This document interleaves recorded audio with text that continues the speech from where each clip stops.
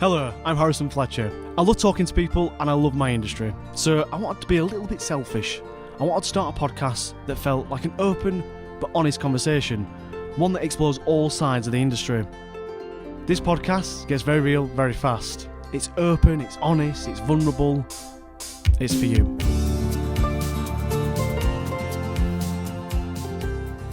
Well, we're back. So it's episode 2 of Insight Season 2. And we've got a very special guest. Thank you. Would you like to introduce yourself? Hi, I'm Francesca Bravo, and I run Francesca Bravo Wedding Photography. There we go. There we go. Nice and simple, straight in there, straight to the point. First up, I would like to ask you about life before weddings. So what did you get up to? What did you do before you started shooting weddings? Yeah, so for 10 years before weddings, I actually worked in property. So I worked in lettings, sales, and before I fell pregnant with my little boy, I was actually running an estate agency. So like managing an estate agency. Yeah. And had like 10 staff under me and was just like, I can't have 10 children and an actual child at home. So I was like, something needs to change here. So obviously went on maternity leave and was like, genuinely didn't know what to do. Got myself a camera and was taking pictures of Remy. And a few friends were like, oh my God, like I love these pictures. Can you take some for me?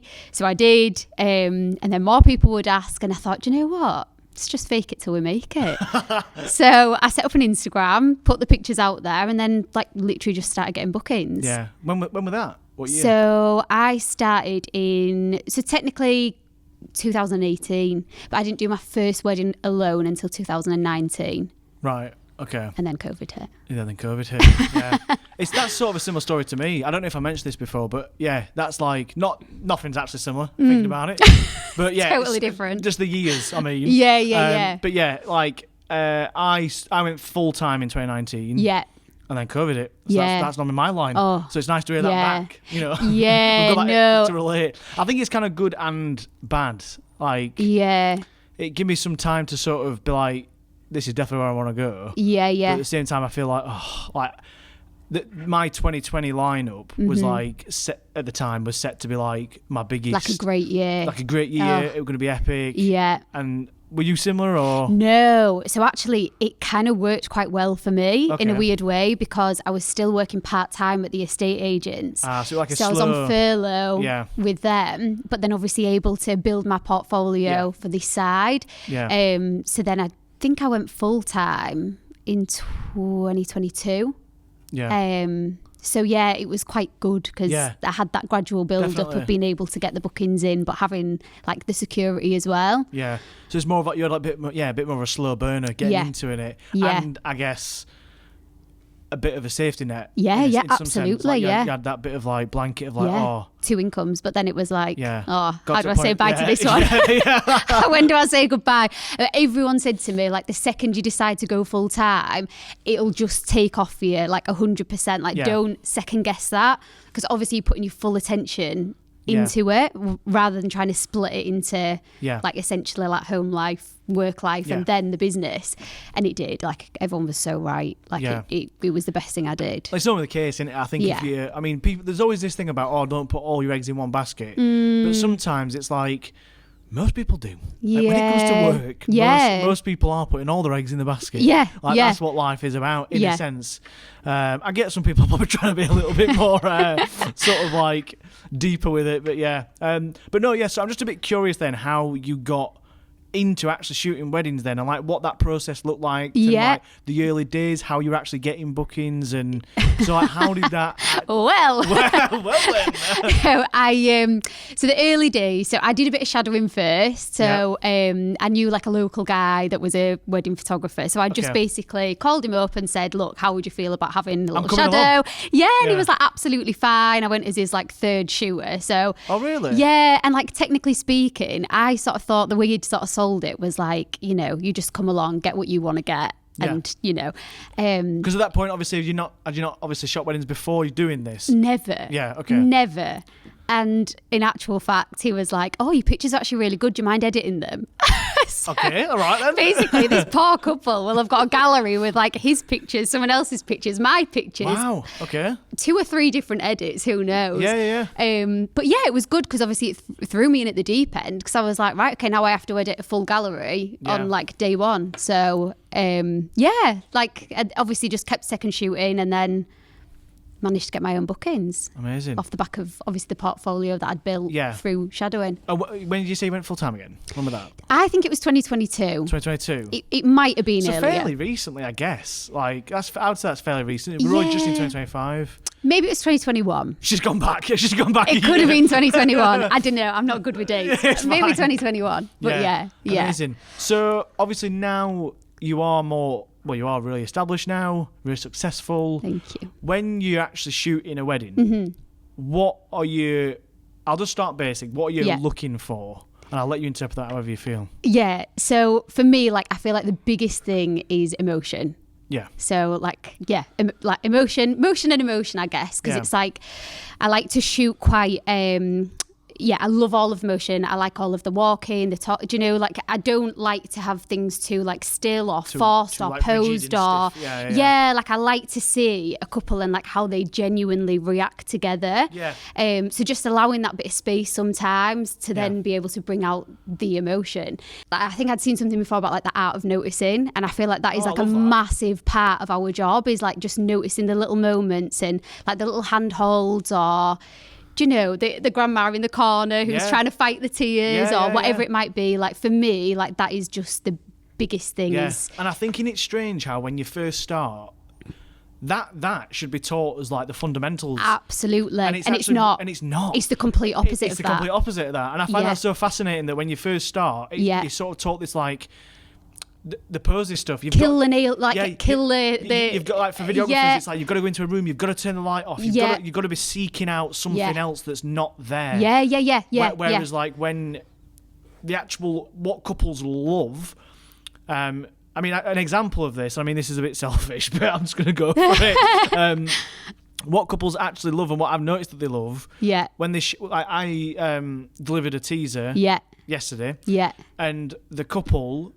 They'd already had the photos, so photographers, keep your knickers on, it's fine. But the couple had shared a screenshot, two screenshots to their story from the teas that I delivered. Yeah. And none of it was any of the posy stuff. It was 2 moments. Just it was really her hugging raw. her dad, like having like an emotional moment. And then the other shot was of the couple. I left a little clipping of the couple genuinely laughing. Yeah. Because one of groomsmen were like prattling about and basically made the bride and groom like laugh authentically. Yeah. So I kept that in instead of like the posy moment. Yeah. And they were the 2 screenshots we shared. And I thought, you know what, that is so fascinating. Because even in a teaser, they're the moments that she screenshot and uploaded to a story. Being like, look at these moments. Yeah. And it weren't none of the posy stuff. No.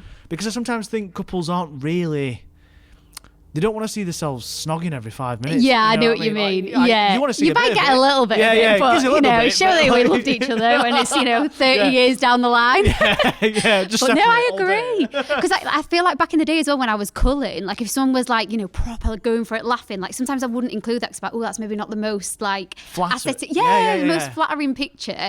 But now I'm like, no, like she looks so happy. And that's like such a big thing, isn't it? They just want to see happiness. Yeah, and I think the good thing with photos, I guess, over video, I mean, it both plays a part, but I think the thing with photos is like a photo of someone like actually like laughing, you can almost hear it. Obviously with video you can, but like almost the moment and having that freeze framed there is sometimes probably a little bit more, can be a little bit more powerful than the actual moment, depending on what it is, obviously. But I think it's a powerful thing. Takes you back, doesn't it? But no, I totally agree. Like, I feel like as well when I first started out, it's like you'd go on Pinterest, wouldn't you? And you'd be like looking like, right, okay, I need to like nail this killer shot because that's what so and so did, or whatever it is. Whereas now it's like no, like obviously sometimes you still want to get those killer shots. Or I'll always ask my couples for a Pinterest board so I can see like their vision on what they like, and it's just not every couple is the same, and what they want to see isn't always the same. Yeah, exactly. But like the biggest thing is just the things that unfold naturally. Definitely. And just capturing that. Yeah, and I wish I knew that sooner. I wish I realised that earlier with film, especially.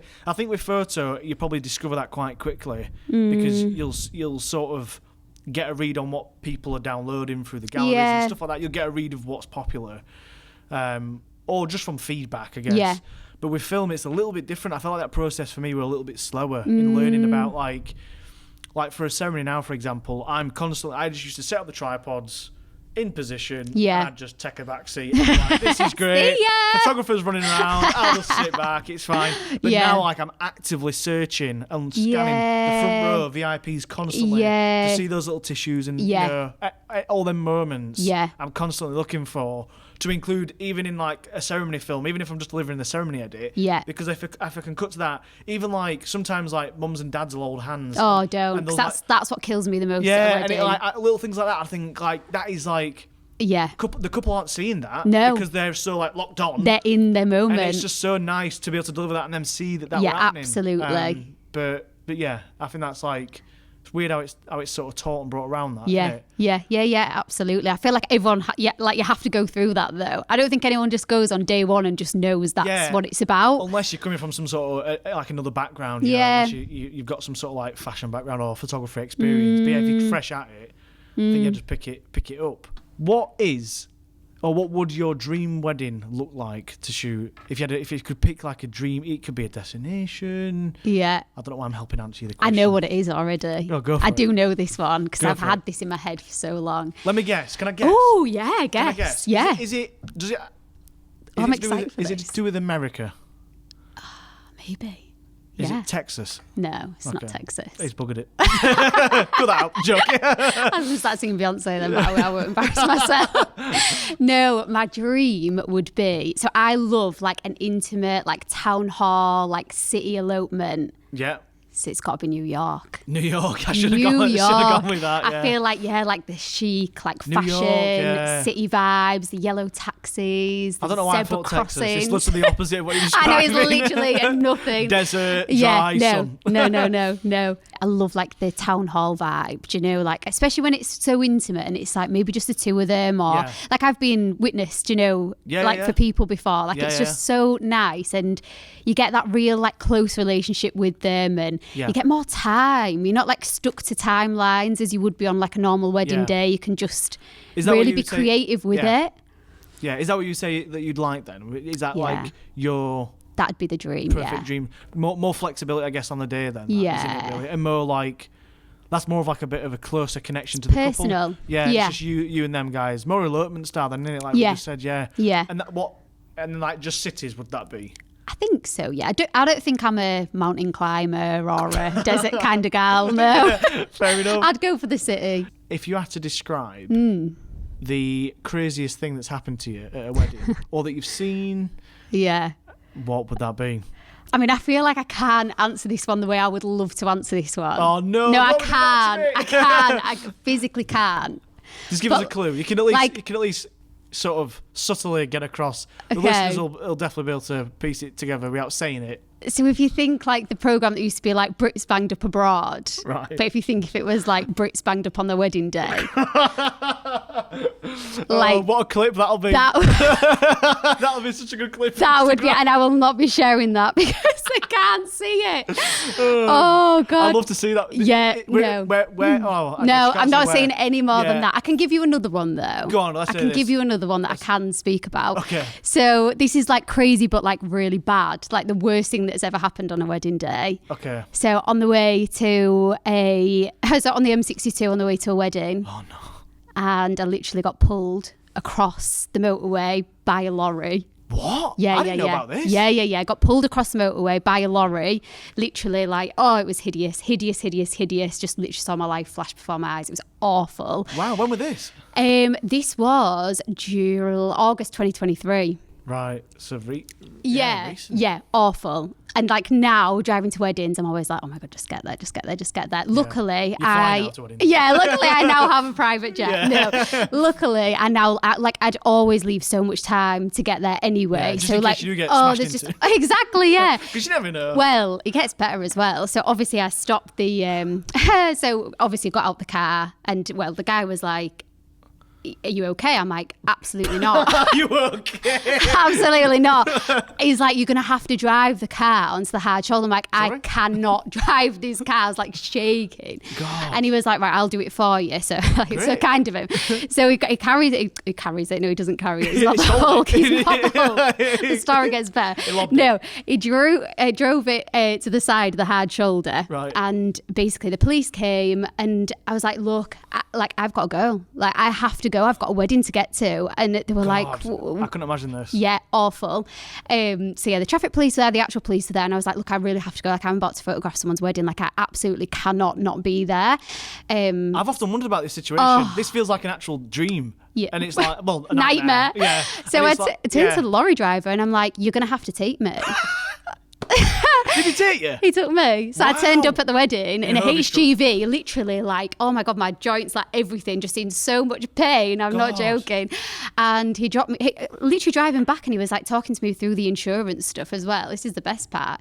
Talking to me through the insurance stuff, and he's like, oh, I'll let me just get the lady's name of the company. Goes on his phone and starts scrolling. I'm like, no. Like, you've already nearly killed me once today. Yeah. Please put your phone away whilst you're driving. Oh, so he's driving to the wedding, scrolling on his phone. I'm like, great. No. Yeah. Anyway, I made it to the wedding. Yeah. I went to the bathroom, had a little, sort myself out. Moment. Got to the bridal prep room. First question the bride said was, how was the M62? I know it can be a nightmare. And I was like, it was fine. Everything was great. I was like, I didn't say anything. Wow, fair play. I didn't say anything. And then I think that's the best thing. Oh. That's definitely the most professional, best thing to do in that situation. Yeah. I think I would have stooped to low levels. But then it would have just made it all about me. In the bridal prep room, and she would have been panicking for me, and everyone would have been tending to me. You're all right. I guess I'd have probably just mentioned it, but in a kind of a jerky way. Yeah, I feel like I maybe would have said it as a joke, and hopefully they were going to. Oh yeah, just got just been in a car mowed crash. down by a lorry. Yeah. So I managed to keep it together, and then I literally got to the wedding breakfast. I'm there like, right, okay, back up my photos, open my laptop, crushed.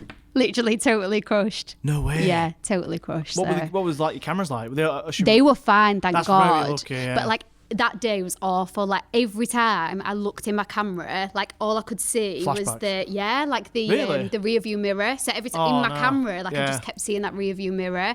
And how are you now? Like, all right, yeah. Like I'm still a bit funny driving on the motorway, so it's a fun little drive over today. But no, especially coming here. I know, but no, I just leave so much time now. Yeah. Well, I did anyway. I still managed to make it on time. Yeah, I wasn't late. Really good, but I think. Really good. Yeah, it's just one of them things, isn't it?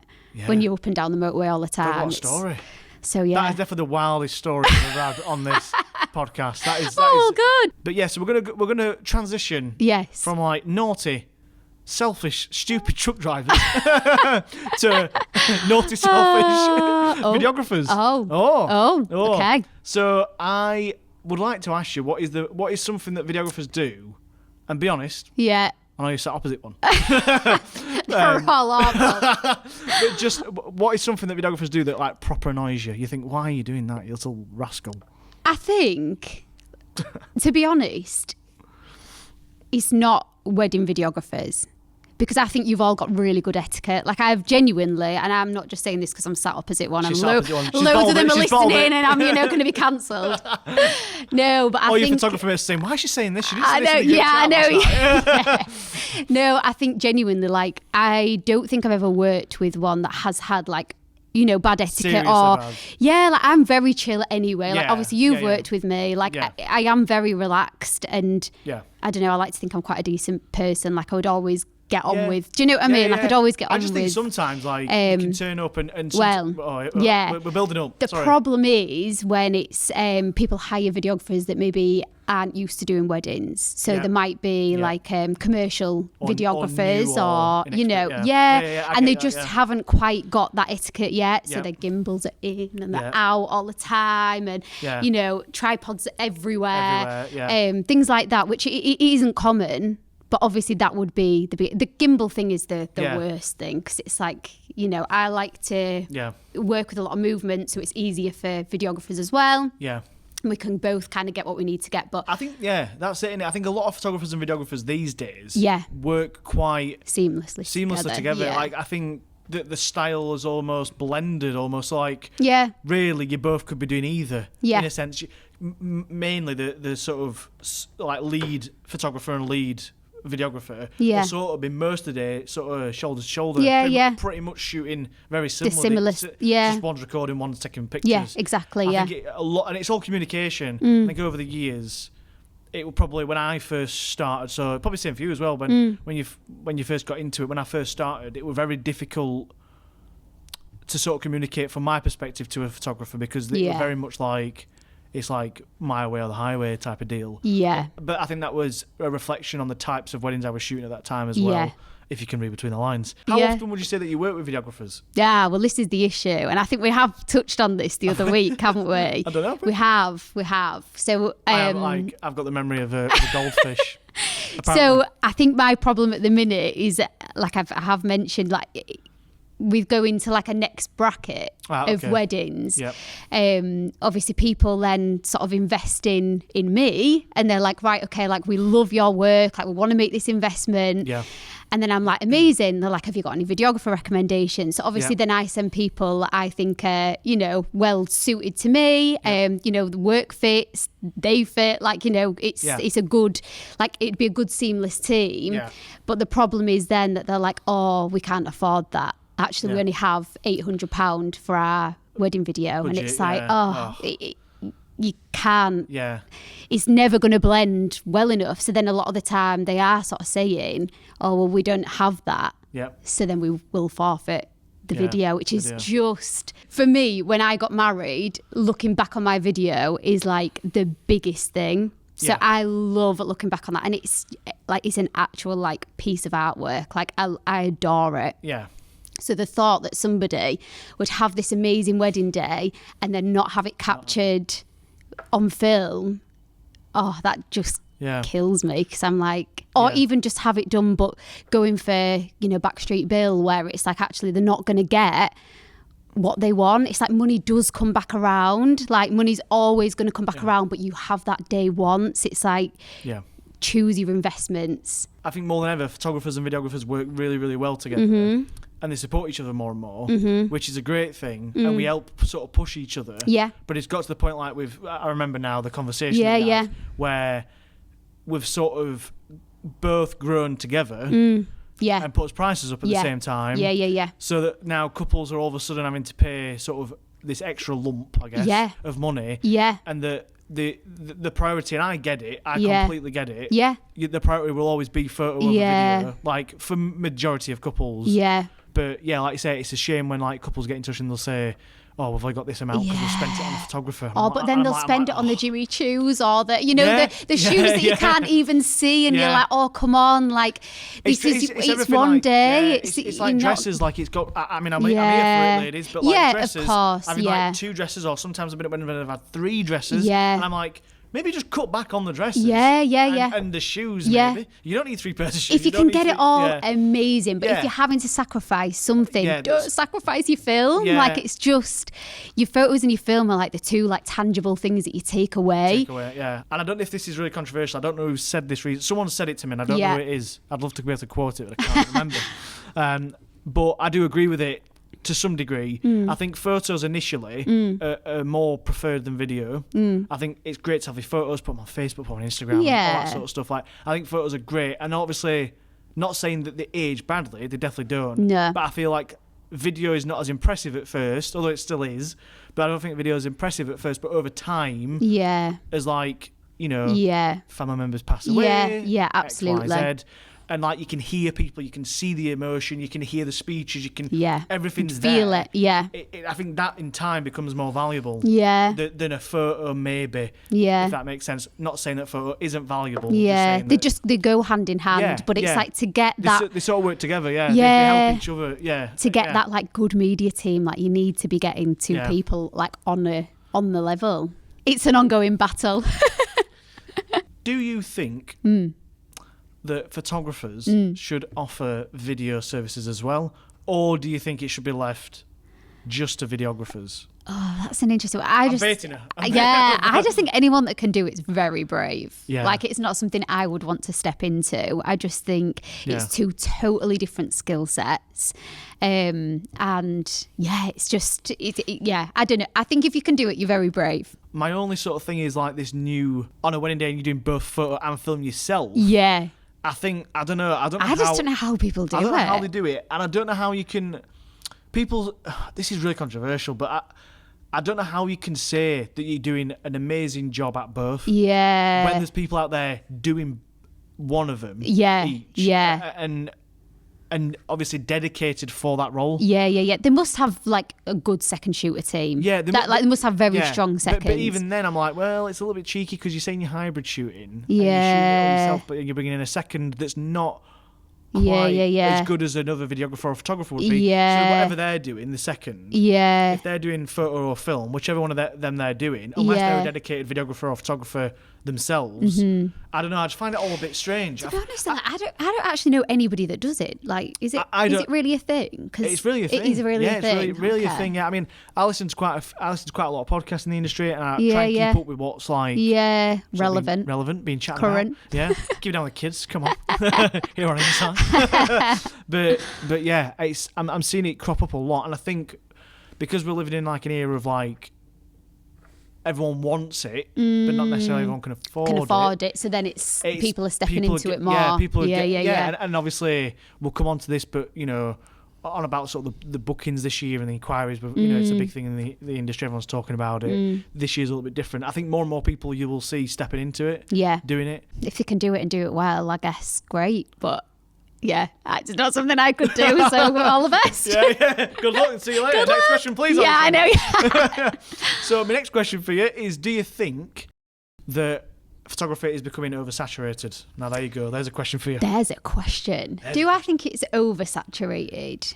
No. Just saturated then. Oh, just saturated. No. Not oversaturated, just saturated. I'm just trying to bait you. I'm just trying to get somewhere. Like, I think, obviously, there is a lot. So would you say it's oversaturated? No, because I think, like, when I look at, I mean, I suppose I'm someone, I do try to just stay in my lane as much as I can, because I just think that's quite healthy. Yeah, 100%. But I have got a lot of friends in the industry, and when I look at them all, their work, their style, their personalities, the way they, you know, interact with the couples, everything is so different. Do you think? Yeah, I do. That's interesting. I really do. I would actually argue that it is, from what I see. Really? But maybe you see it with a different eye. Yeah, or maybe, I don't know.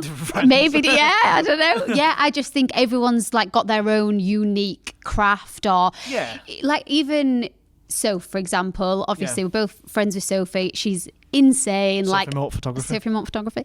Her Instagram feed, absolute goals, everything beautiful. Yeah. But would I want to be going to a destination wedding as frequently as she is when I've got a small family at home? Like, I wouldn't. So it's like everyone's kind of got their own. As well, I guess, as well. Yeah. Definitely. And then obviously some of my other friends, like their absolute like dream weddings, what they want to be booking is like going down to London every week to these like amazing, like, you know, really high end weddings.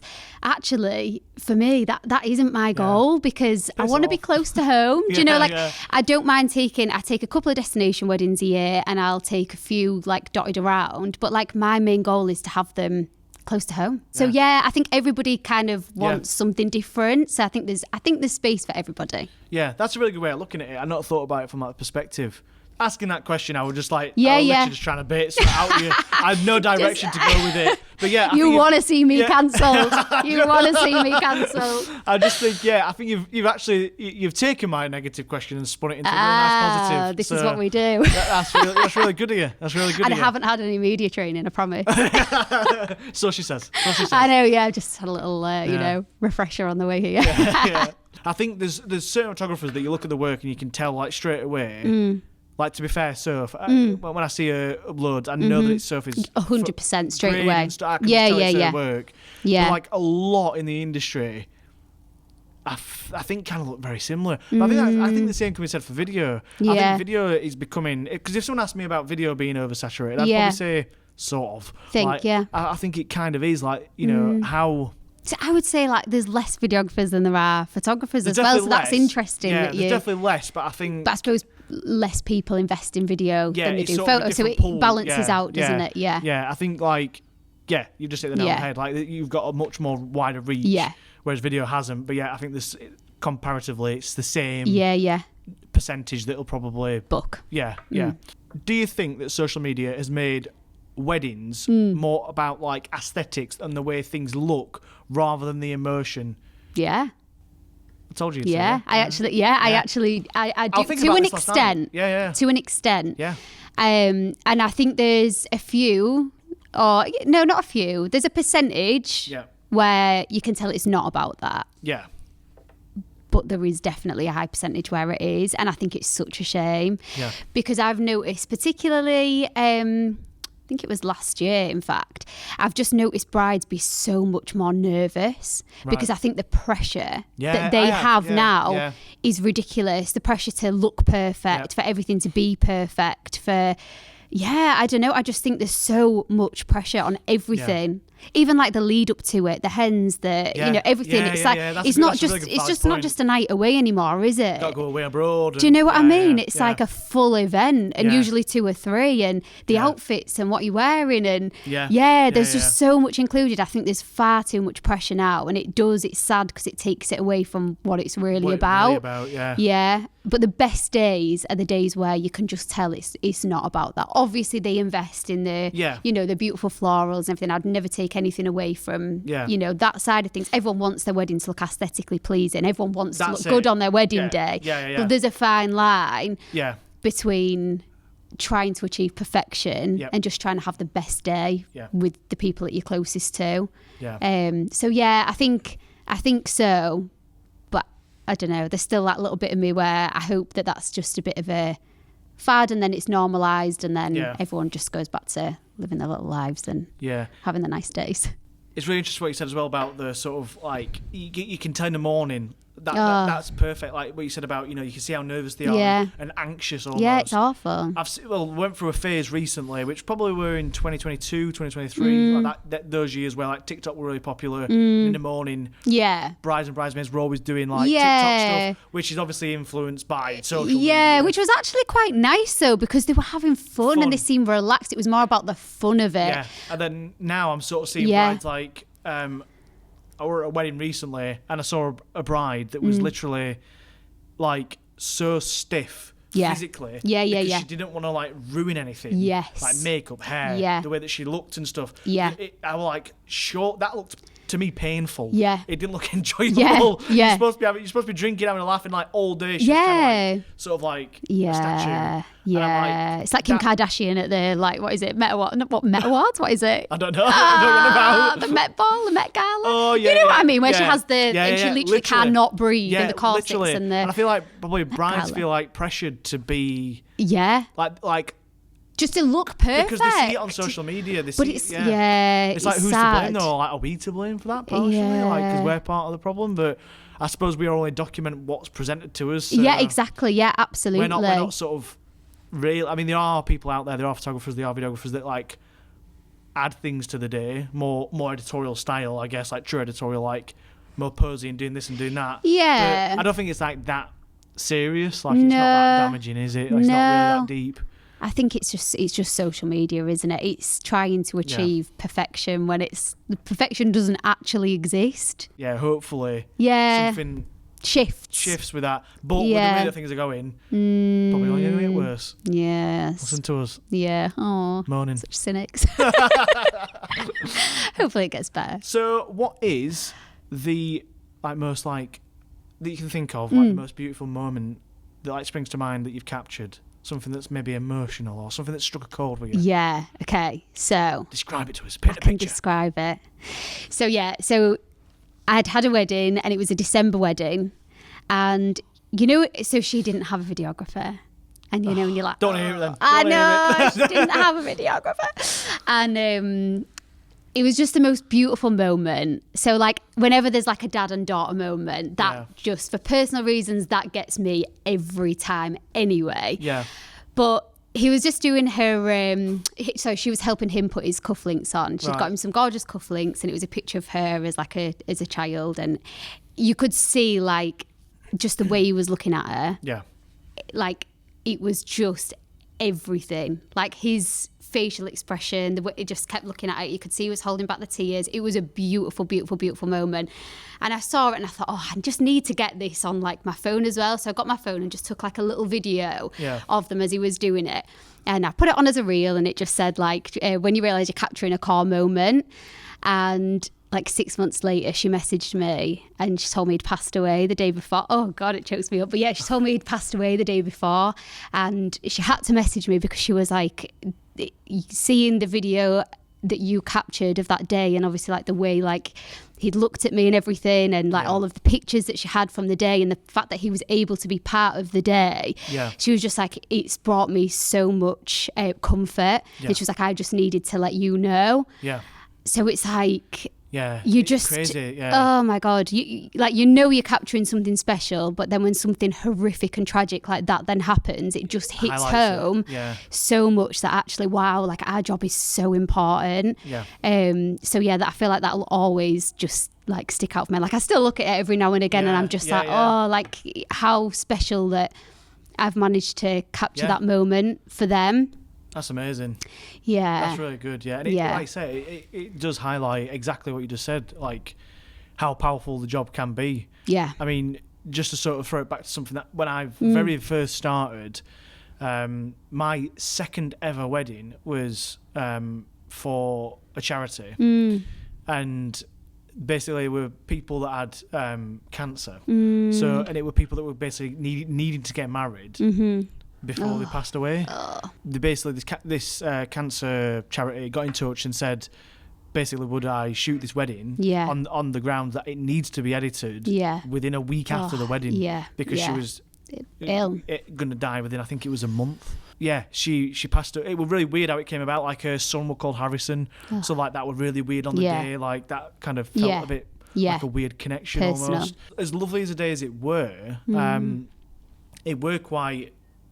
And this is not sounding awful. I don't mean it in an awful way, but it was quite a haunting day. As well, I can imagine. If that doesn't sound too horrible. It was quite I can. And then at the time, I was quite young, so I was only 19, and I was kind of naive. And at that moment in time, I didn't really fully realise the importance of the job, because I'd not been doing it very long. I'd only shot one wedding before that. And I weren't even considering making it a career at this point. It was just something I was doing at uni. So I did this, and they had like a surprise choir in the church that sang to her, and I used that as a bit of the soundtrack. So emotional, I wouldn't have been able to keep it together. Everyone was just, everyone was just so emotional. And I remember thinking, God, is this what weddings are like? Like, are all weddings like this? And then obviously you deliver the film, and then obviously months later you find out. I found out, I don't know, I think the charity got in touch and told me that she watched it, and obviously she's passed away now. But I look back to that, and I look at it and I think, God, that like set quite good. It's a lesson, isn't it? It embedded it in me. Like, God, this is how important it is. Like the family used to comment on the video like every year on, I assume, like her anniversary. Because of that, in them days you upload everything to Facebook. So I uploaded it to Facebook, and the family used to comment on it every year. Like it must have come up on the memories and stuff. And used to comment on it saying, how beautiful day, and really so happy to have those. And it's like it's kind of really. Especially for the lad as well, I guess, like the kids and stuff, seeing their mum getting married, and like seeing all of that, and seeing the day and they were there and they were all a kid, and they've got that video. Although it's not my best work, they've got something to sort of hang on to. That's all it is, though, isn't it? They just want something to. It does. It hits home, though, doesn't it? Just how important the job is when something like that happens. I mean, obviously, you were kind of like forewarned on that situation, which kind of makes it harder, really, doesn't it? Because you're walking in with so much emotion as well, and just really wanted to smash it, I suppose. Like the pressure, I guess, to honestly, just think like I need to do the best job I can do for them. This is it. I mean, crazy because obviously, like I said, because it was for a charity, it was all for free, which is fine. I were only really, really new to weddings, and obviously I didn't mind because of the circumstances. But like I remember I were up just like planning, because they'd sent me a picture of the church and the layout. It was a bit of a weird layout, and basically I were up like for ages planning where I'm going to put my cameras, and like I remember like really trying to like actually smash it. And at that time I didn't have all the best gear, so I was like really making use of like all what I had, and just went to town. I thought, when I still look back at that now and think, for that time and what I had, it's a really nice bit of footage that like they've got. Like a memory for them. Yeah. But try and transition to something a little bit more happier after that. I think this is the lowest we've gone in terms of like emotion. I know. But yeah, so obviously having shot weddings now for years. Yeah. Do you think it's changed the way that you perceive love and marriage? I think I'm just such a sap. I am like, it feels cheesy because I feel like people do say this. I've always said it. I just love love. Like I do just love love. No, like, fair enough, like I love all of the, I don't watch soaps anymore, but I used to cry at like weddings on soaps. Do you know, like honestly, every like weekend you're just there now, like like honestly, I can cry at a Pampers advert. Literally, I cry. I am a crier. So yeah, I just love emotion. I love to see like two people like unapologetically in love, do you know? Yeah. And I suppose the only way it has changed slightly is realising that so many people have such different love languages, which I think you realise the older you get anyway, because you're exposed to more people and more relationships and things. But I think, like seeing that, see it a lot. Yeah, definitely, like not like one size fits all in terms of like love or how they want that love capturing as well. Because some people are just more pally-pally. Some people are very, touchy-feely. Some people are, I don't know. I just think you see it so more often, don't you? Yeah. I suppose just realising that everyone's love looks very, very different, and that's fine. And just being able to capture that authentically for them rather than trying to make them fit into certain moulds. What you think their photos should look like. For how you shoot and how anyone would shoot, you have like a style on what you do. Obviously, in the back of your head, like that's why they've kind of booked you. Yeah. They booked you because they want like that look. Yeah. So I guess it helps narrow out a few of them, but then I guess you do turn up to weddings. Sometimes I do it and I turn up and I think, we're probably not aligning in that sort of sense, or you're not probably up for the things that you've seen. You've got to adapt, haven't you? Definitely. Yeah, you've got to adapt. Some people are like, we want the champagne pop picture and da-da-da, but then like they're very mellow people. That's so common, isn't it? Yeah, and it's like, are you sure that's what you want? Yeah. like, and it feels really weird when you're shooting it and you're like, oh, like this feels really fake, because they've just been stood around like waiting, like waiting for a bus. And then next minute you say, right, okay, we're on. Pop the champagne. And it's like, oh, this feels horrible. Yeah. This feels like a TikTok. Yeah. I think, just adapting to people and what they, how they, like, how their love is, I guess. Yeah. What is the biggest mistake you've ever made at a wedding? I think you know this. Oh, do I? I think you know this. When I dropped my hard drive. Do I? Yeah. Together? Yeah. And thankfully, I worked with a really good videographer. Well, so on the day, but he's handsome as well. On the day, my second shooter, for some ridiculous reason. Oh no! Yeah. Yes, for some ridiculous reason. I told you, goldfish. I backed up his SD card on our break and wedding breakfast time. Never ever do that. I don't know what possessed me to do it. And do you not do that normally? No, I take the SD cards. Every single photographer seem to do that. I never do. And everyone's always like, oh, you're not backing up now. I'm like, oh no, don't get me wrong. Sometimes I will do that, but I will still keep the SD card. Right, so I'll sometimes do it because I do next day previews. Yeah. So obviously make sure it's backed up. Not yours, is it? Yeah, this is the second shooters. Yeah. So obviously gave it back to him because I had it, so it was fine. And then came to obviously editing. I'd done like 75% of the edit. Yep. And then I dropped my hard drive. Oh God. And I was like, oh my God, this is the worst. I'm gonna have to start again with this edit. And obviously it's just soul destroying because obviously it takes so long to edit. Yeah. And then it just hit me that I didn't have his SD card, so I didn't have groom prep. So I'd nailed the candids that day. Yeah. So I know I was fine. Yeah. But it was just that groom prep, and I was like, oh my God. So luckily I'd delivered quite a few in my previews. Yeah. And I had a really good videographer friend that day who managed to send me some stills of the bits that, my second obviously had captured, but I no longer had. Yeah. So I made it work because I think at the time I'd sort of contacted like a repair person, and I think he'd said it was going to be like £600-700 for the repair of the hard drive, but there was still no guarantee, even after you'd paid that amount, that you would get it back. But I mean, I keep everything. So all of my original SD cards I had, so I could just start again. It was fine. Yeah. But it was just that one. So I will never make that mistake again. Yeah. Ever. Yeah. Ever. Like, so I edit in scenes. I don't know how other people do it, but so like when I cull everything like as a whole, and then when it gets into Lightroom, I'll break it down. So it'll be like morning prep, this is ceremony. Really interesting chat. So let's chat about this. Yes. I don't actually know how photographers would do it. So it sounds quite fun. So it's so fun. Honestly, I'm such a geek. Yeah, so I'll go like morning prep, ceremony, like wedding reception, wedding breakfast, etc., speeches, evening. So then, and you're done in what, an hour? I wish. No. 2 hours. So I'll kind of like set myself, right, okay, this morning I'm doing wedding prep. Yeah. And I'm like, you're not even allowed to go and make a drink. You can't leave this desk until wedding prep is done. But so now once I've edited that particular like scene, if you want to call it, then I will upload that straight to like PicTime, which is what I deliver all of my galleries on. Right, okay. And I just hide it. So my couples obviously can't see it prior to them getting given the full thing. Yep. But that's how I do it. That's interesting, because it's sort of how I edit. So when I'm editing a film and I'm piecing it together, I don't know, because I feel like there'll be a lot more people listening to this episode that are photographers through you. So, like, I guess for video, if anyone's bothered, if you're not, skip another 5 minutes. Boring. Shut up, Harrison. Skip this bit. Fast forward 30 seconds. Come on. I'll just keep talking for a bit longer.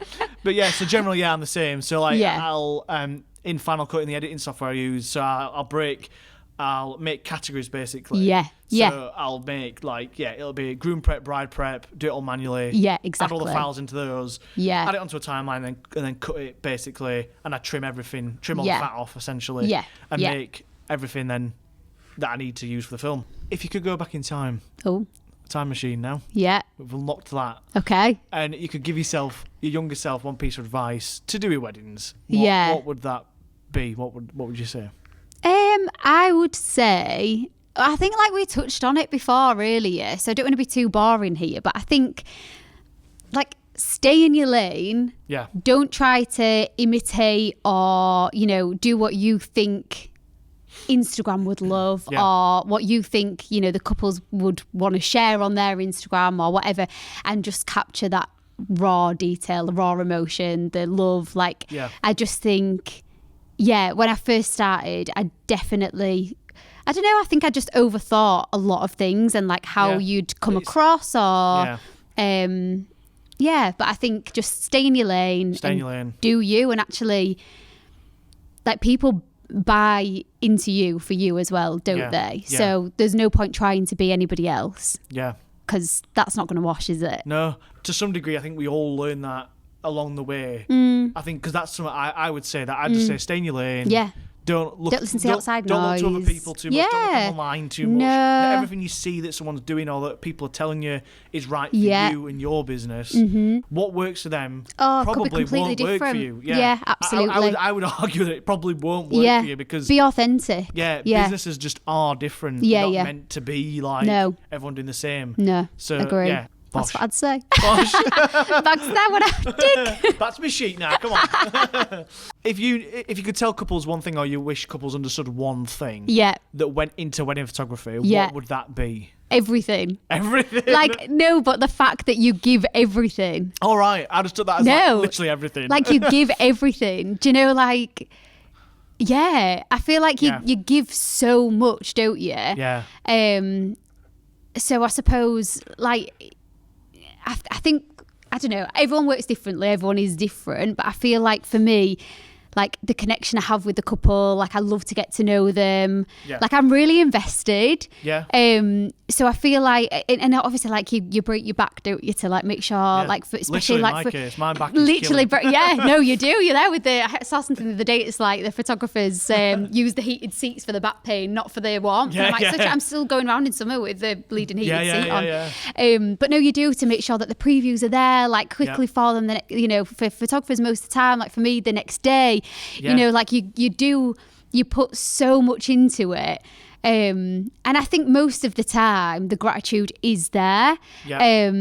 But you just ever so often you do just get that sprinkling of like, you know, worthy is happy art. But again, it goes back to different people, different personalities, different ways of expressing things. Yeah, that's it as well. But we're so needy. Yeah, like we're needy. That's what I wish they'd know. We're needy. Yeah. Tell us that you love us. Tell us that it's the best photo you've ever seen of yourself. Like, it's the best film. This is just great. More. Blow the trumpet. Just tell us you love us, basically. 100%. Yeah, I just wish they knew how needy we were. Yeah, definitely. I mean, I can relate to that. Like sometimes, like you've just said, some people will be really nonchalant about it. They're very casual about like, they'll just be like, great, thank you. And I'm like, oh no, I can't cope with that. I'd be like, no. I'm like, what? Yeah, I've had friends and they're like, they haven't even heard back from the couple after saying no, because I couldn't deal with it. I think if you don't hear anything at all, just take it as a win. Oh no, I wouldn't. Unless I'd be messaging. I'd message, and in fact, I have had it before where they've not messaged straight away. Yeah. Please compliment. And I have followed it up and just said, hey, I just wanted to check in and make sure you're happy with everything. No, because I don't care. Because if they weren't, I'd rather know. I'd rather change it. Would you? I would. I would hate the thought. The service has been provided. I hate the thought if someone was to walk away and be unhappy. Yeah, that'd kill me. I think most of the time, if I was unhappy with something, I would say, let's just play out a hypothetical situation. Let's say you deliver something, like I delivered a film, and they didn't really like one specific bit of it. Yeah. But they just never responded. They never mentioned it. They never got back to me. Yeah. You could sleep at night. But they've kind of thought, oh, it's all right. It's just not my favourite or whatever, that bit.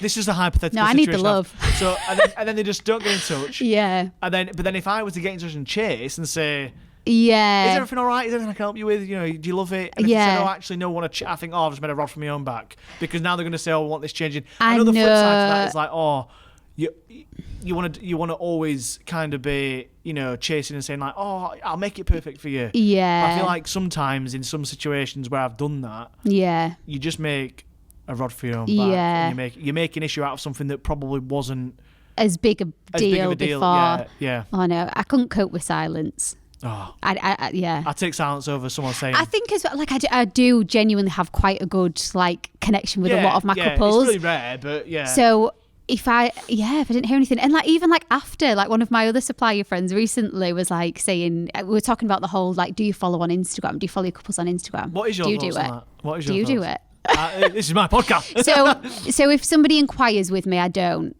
Yep. So, which because like sometimes I'll go on, like I'll get an inquiry. And there's always like a few people that follow those people, and I'm like, they must have inquired with them. Yeah. But yeah, I don't follow at that point. But when the book, I think I follow straight away because I'm like, I want to get to know you. I want to see the lead up. I want to see your hair, and I want to see like you going on your wedding dress shopping and this and that. It's nice to have a bit of a understanding about the person you're filming or photographing or whatever. Absolutely. And even like after, like I love to see like, you know, when they go on to have kids or when they go on to get new jobs or immigrate to another country or I'm joking.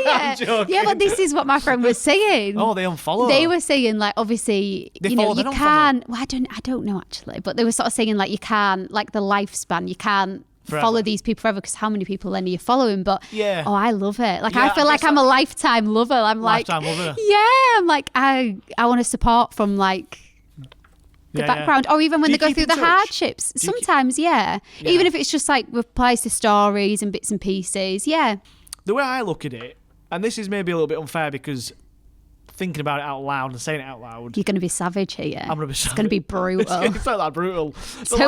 Let's hope none of your couples are listening. If you had a tradesman around at your house, this is my idea. Okay. And they provided a service. Yeah. And they said, would you follow my business on yeah. Instagram and that? And you said, yeah. Yeah. You'd probably keep following it. And then after a while, you'd think, oh, yeah. unfollow it or yeah. whatever. Yeah. But like, if that tradie kept like on every year messaging you. Now you're making me feel like a creep.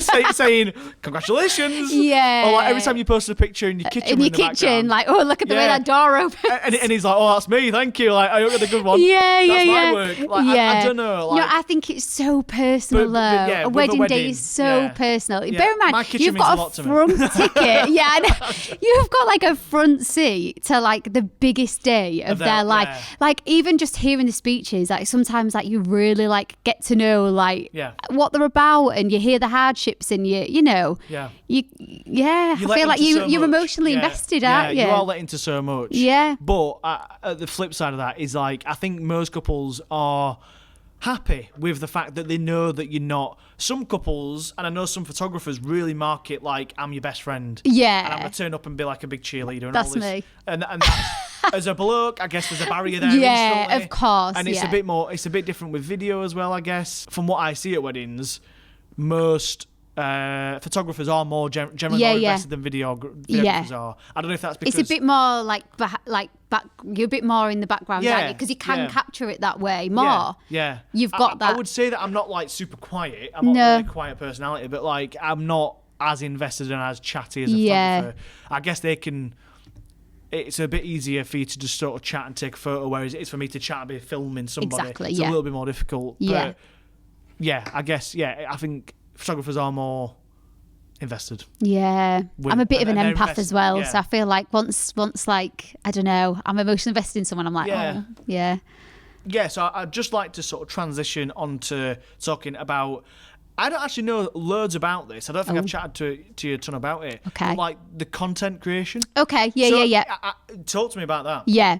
Let me in. Yeah, so I think obviously it was like a big thing, wasn't it, in America? It didn't really come over here straight away. Oh, yeah. And obviously you do know that I've got like a little content creation business that runs alongside my business. So that's as much as I know. So that's where the knowledge ends. Yeah, so one of my best mates, Susie, she's a wedding stylist. We've sort of came together to do the content creation, which is Love and Mave Unfiltered. So we used to do like business branding, photography and styling.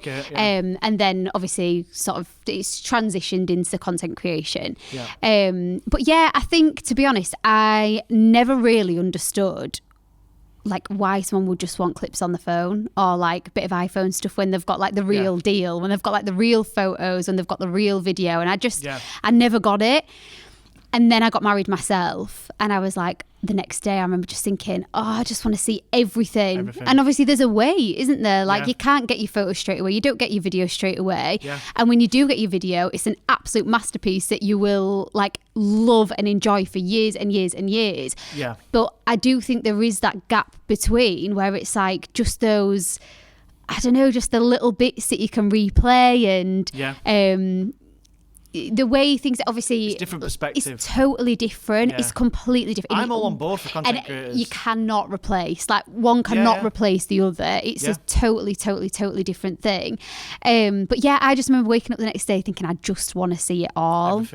Everything. Generally when we go on holiday, you're not taking a camera, you're taking your phone, and you're taking like thousands of photos. I come back from holiday, I'm sat and playing, I'm looking for all these videos and photos, I'm like, Christ. And that's just an holiday. So on a wedding day, 100%. You kind of want that. There's like a gap there that's been created in weddings where people want to see just everything, and like it's like the raw bits as well. Like obviously in my wedding video you see my grandparents' reaction as like I did like a first look with them, and you see their reaction, but like I'd have given anything to be able to actually hear what they said. Do you know, and like just see it just there, like it didn't just the moment as it unfolded. So like actually I look back and the way I'd seen it before, I was like, I'm not working with a content creator. They're just going to get in the way and they're going to have no etiquette and da-da-da. And then after I got married, I thought, so selfish. Like, actually, it's not about me. It's not about, you know, any of us. It's about them and their day and, like, what they want. Obviously, you hear horror stories, don't you? And I think that was another reason why me and Susie thought, actually, that's a great thing for us to do because we're both wedding suppliers as it is. We know the etiquette. We know what to do. We know like, exactly. We know if there's like a Middleton Lodge, for example, where it's tiny. You know, you're not going to be standing at the front of the ceremony, don't you? Yeah, that's it. Yeah, I think that's it. I think, like anything, like video, when video first came to the scene, I know it's been around for a lot longer, but I guess this, like, this mirrorless boom of, like, a lot of videographers coming to the scene. Yeah. I remember photographers having really 50-50 split views on videographers. Yeah. It's just because it was the new thing. Yeah, I think that's all that content creation is. Yeah.